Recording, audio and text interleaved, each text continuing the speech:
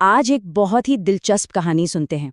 एक ऐसी कहानी जो एक बड़ा सीधा लेकिन बहुत गहरा सवाल पूछती है, सच्चा राजा कौन होता है। तो कहानी शुरू होती है एक बहुत ही शक्तिशाली राजा से। मतलब इतना शक्तिशाली कि उसे अपनी दौलत और अपनी ताकत पर कह सकते हैं बहुत ज्यादा घमंड था। तो सोचिए जरा, एक दिन ये राजा अपनी पूरी सेना, पूरी शानो शौकत के साथ शहर से निकल रहा है। हर कोई उसके सामने सिर झुका रहा है, जय जयकार कर रहा है। पर तभी उसकी नजर पड़ती है एक छोटे से बच्चे पर। वो बच्चा एकदम शांत खड़ा है और उसने राजा को कोई प्रणाम वणाम नहीं किया। अब देखिए, राजा के मन में तो सिर्फ अहंकार ही अहंकार भरा था। वो क्या सोच रहा था? वो सोच रहा था कि ये दौलत, ये ताकत, ये पूरी सल्तनत, ये सब हमेशा हमेशा के लिए उसी का है। उसे तो ये लगता था कि भगवान भी उससे ये सब छीन नहीं सकते। और बस ठीक यहीं पर उसके इसी घमंड को एक जोरदार चुनौती मिलने वाली थी। और किससे? एक ऐसे इंसान से जिसे राजा कुछ समझता ही नहीं था।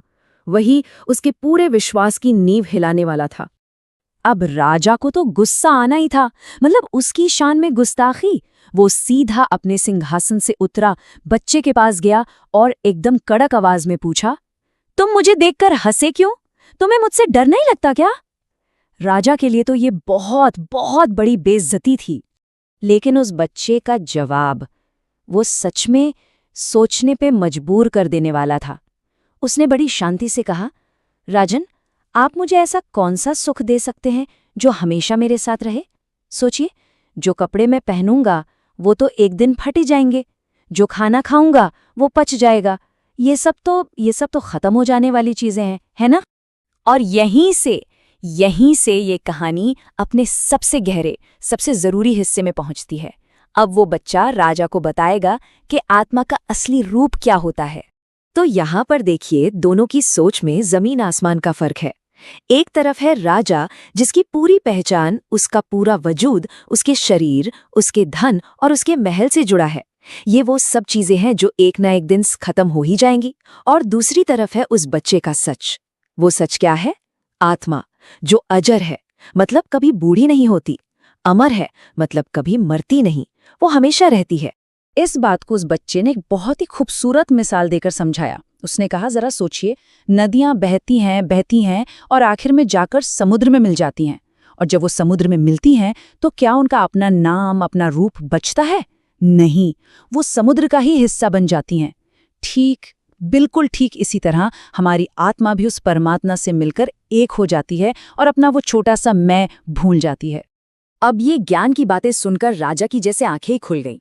तो चलिए, अब हम इस कहानी के सबसे जरूरी सबक पर पहुंचते हैं कि भाई, असली बादशाहत का मतलब आखिर होता क्या है।